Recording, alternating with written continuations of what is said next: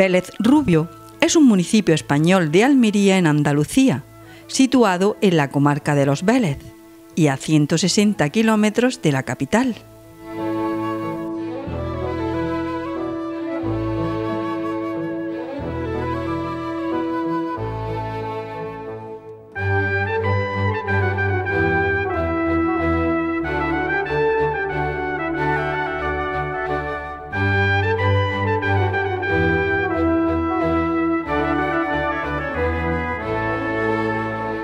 Vélez Rubio posee un considerable y variado conjunto de elementos que conforman un patrimonio singular en el ámbito provincial regional.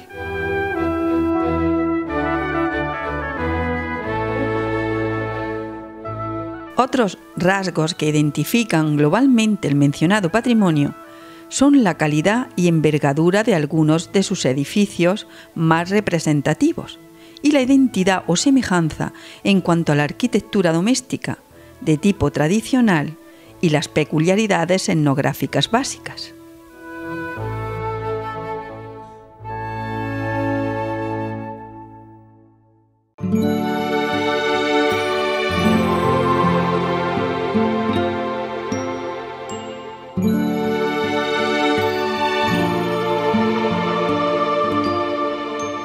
En primer lugar, la existencia de un señorío, el Marquesado de los Vélez, por espacio de más de 300 años, desde 1503 a 1837, que, actuando a modo de pequeño estado dentro de la corona española, fomentó, proyectó y realizó numerosas construcciones.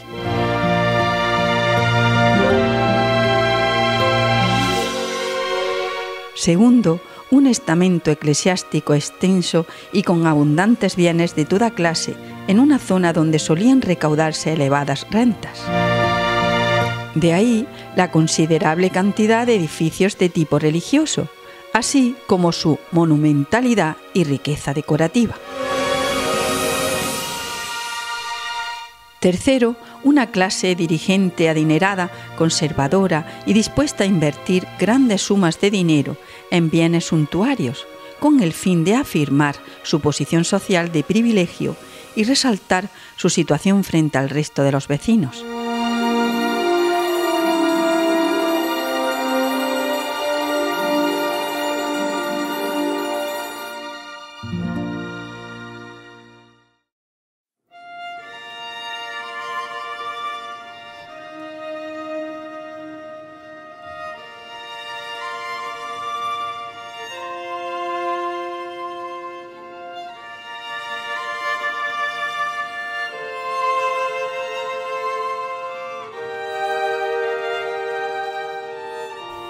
El templo parroquial de Vélez Rubio, la Iglesia de la Encarnación, ha celebrado su 250 aniversario y es uno de los monumentos más representativos de este municipio.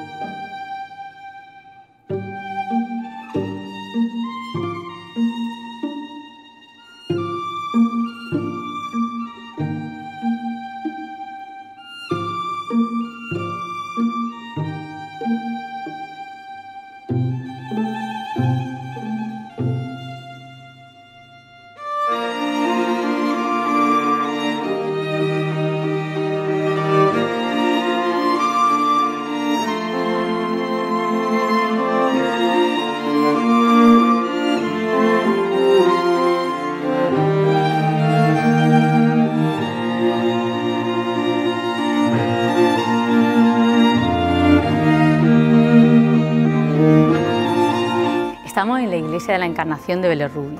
Es un templo de barroco, pero un barroco final, llegando al neoclásico, lo que se ha denominado barroco desornamentado.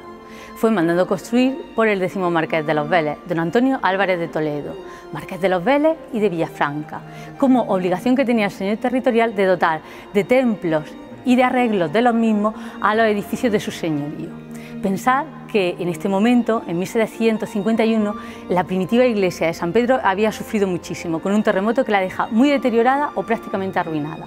Para ese nuevo templo parroquial se decide contar con uno de los grandes arquitectos del momento, el fraile Jerónimo Fray Pedro de San Agustín. Se proyecta una planta de cruz latina, una gran planta de 3 naves, la principal mucho más elevada, mucho más alta, esbelta, a ella ventanas para iluminarla, sobre ella. Las 2 laterales de menor altura, pero con unas grandes tribunas practicables en su parte superior. En la parte central, una cúpula sobre una linterna de grandes vidrieras. La linterna, la cúpula, sostenida por los 4 evangelistas, los pilares de ese material, de esa cúpula, y los pilares también de la iglesia. El color con el que se ornamenta la iglesia corresponde también a esa lectura iconográfica que hacemos del templo desde que entramos, desde que cruzamos la puerta. El color de la Encarnación, donde se mezcla azul, dorado y verde. El Espíritu y la Virgen presente a lo largo de todo el discurso decorativo del templo. Si destaca algo, como siempre se hace en un gran templo, es el retablo principal. Cubre todo el testero de la iglesia, a modo de gran retablo telón. En él trabaja y sobre todo diseña desde época muy temprana, de en torno a 1770 ya, Francisco de Cesta. Todo ello en pino de Flandes, un pino natural, magníficamente labrado, pero sin policromar. Posiblemente eso es lo que todos reflexionamos al entrar, como esta gran iglesia de ese barroco todavía, donde se ve sobre todo en el retablo, está sin dorar. Hay un cambio de gusto de la época. La academia ya decide hacer otro tipo de retablo, más depurado, más sencillo y sin tanta madera. Ese cambio coincide con el montaje del retablo principal. Se decide llegar a una solución intermedia. Pues bien, las piezas que ya estaban talladas y que estaban magníficamente hechas, que se montaran, pero que se quitara el dorado y las carnaciones y esas decoraciones para hacerlo más sencillo, más depurado. Lejos de conseguir eso, lo que consiguieron es dejar para la posteridad una obra muy original, una obra llena de grandes instrumentos musicales, de elementos vegetales y de sobre todo una lección de talla barroca. El órgano es una de las piezas más importantes de la dotación mobiliar. Fue construido entre 1770 y 71 por el maestro Guillermo d'Enjob, instalado sobre una tribuna contigua al coro, y ocupa un gran tramo de la nave de la epístola.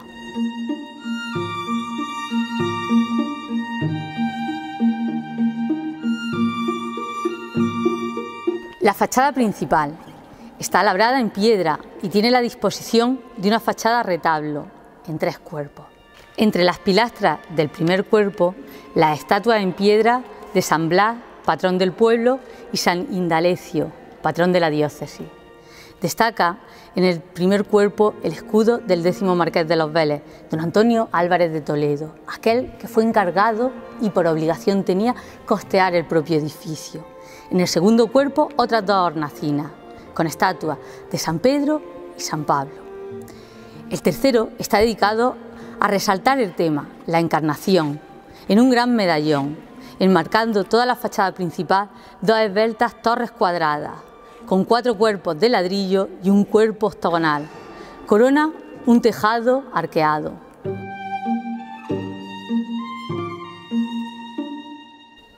Solo 16 años después, el 25 de octubre de 1769, se traslada el Santísimo a ella y para la ocasión se hace una gran cantidad de festejos religiosos y profanos, entre los que está el propio marqués, que lo había costeado, y el obispo de la diócesis, Claudio Sáez y Torres.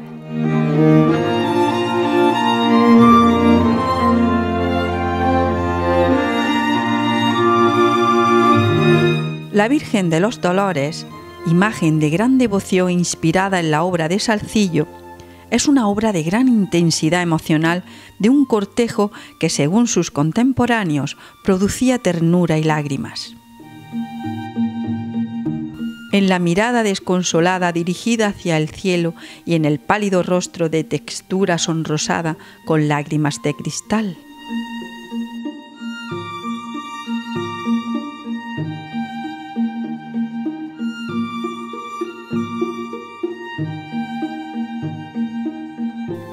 El Cristo de la Veracruz es una imagen del siglo XVII de madera tallada y policromada, con carnaciones y estofado en oro en su paño de pureza.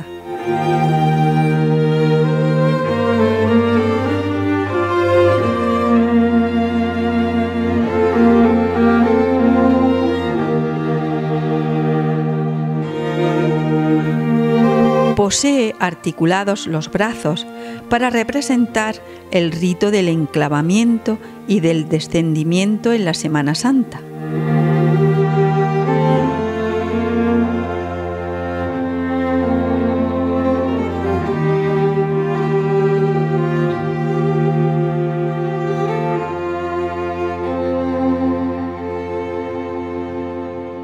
El Cristo del Perdón y de los Afligidos es la imagen titular de la Cofradía del Santísimo Cristo del Perdón y de los Afligidos, fundada en 1950. La talla es de 1942, del escultor e imaginero valenciano Enrique Galarza Moreno.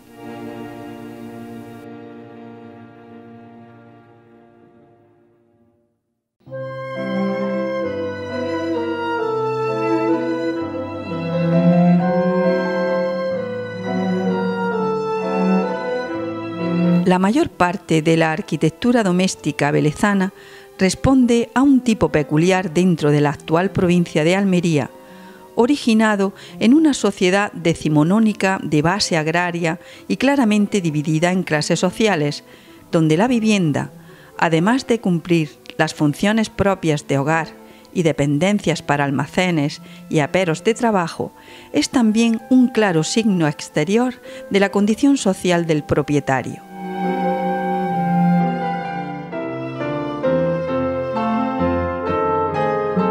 El Hospital Real de Belerrubio se levanta a finales del siglo XVIII por intervención de la corona, de los gobiernos ilustrados. Durante el siglo XIX y el XX es un lugar de asilo tanto de niños expósitos como de enfermos, de pobres y de caminantes. Finalmente, una escuela taller de finales de los 80, principios de los 90, logró restaurarlo y actualmente es la sede del Museo Comarcal Miguel Guirao de Belerrubio.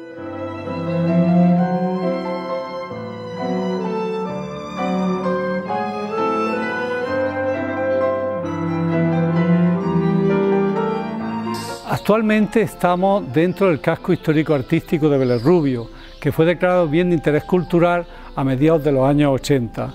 Una de las mansiones que más destaca en el actual casco es la que estamos actualmente, se llama la Casa del Indiano, se le conoce así porque la persona que la mandó edificar fue Francisco Martínez Laso de la Vega, que estuvo en América, hizo una gran fortuna y a su vuelta mandó levantar esta mansión.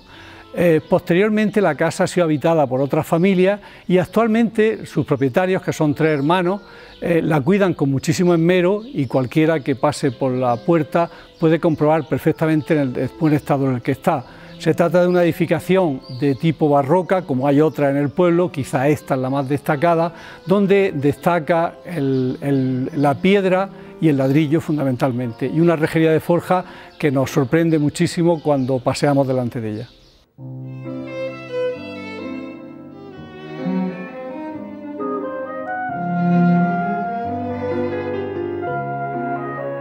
El antiguo convento de los franciscanos y la iglesia anesa fueron levantados a principios del siglo XVII con el apoyo de los marqueses de los Vélez. Era una de sus órdenes preferidas, de sus órdenes mendicantes. Los franciscanos estuvieron hasta 1835, en el que fueron exclaustrados por el gobierno liberal. Posteriormente el edificio tuvo diversos usos, ¿no? Hasta que a finales del XIX se instaló aquí una comunidad de religiosas, de claretianas, por parte del obispo Orberá, del gran obispo Orberá de la diócesis de Almería. Y en cuanto a la iglesia, en su interior, en el altar mayor, podemos ver la imagen de la Purísima, que sin duda ninguna es la imagen que más devoción despierta entre los habitantes de Belerrubio. Actualmente el convento está cerrado, pero la iglesia sigue teniendo un uso religioso. Nuestro Padre Jesús Nazareno, imagen titular de la venerable Hermandad de Jesús Nazareno, fundada en el siglo XVI. A esta devoción se le edificó un camarín en este templo de María Inmaculada y tiene gran devoción entre los velezanos.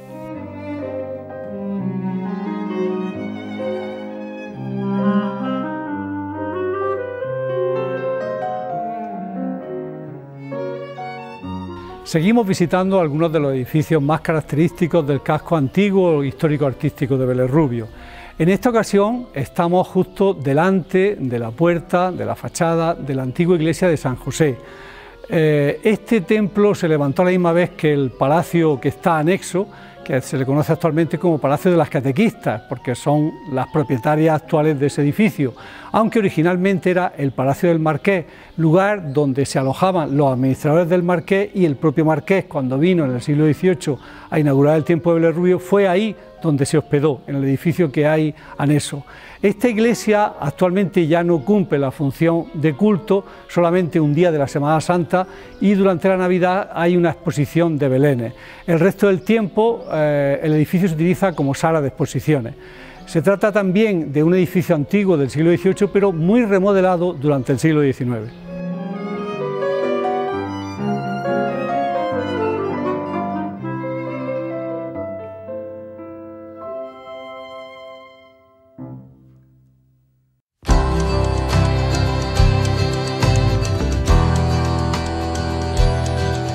Paseando por esta zona de Vélez Rubio, con su casco antiguo y observando sus casas y monumentos representativos, apreciamos un pueblo con historia, belleza y cultura, una joya más de nuestra provincia almeriense.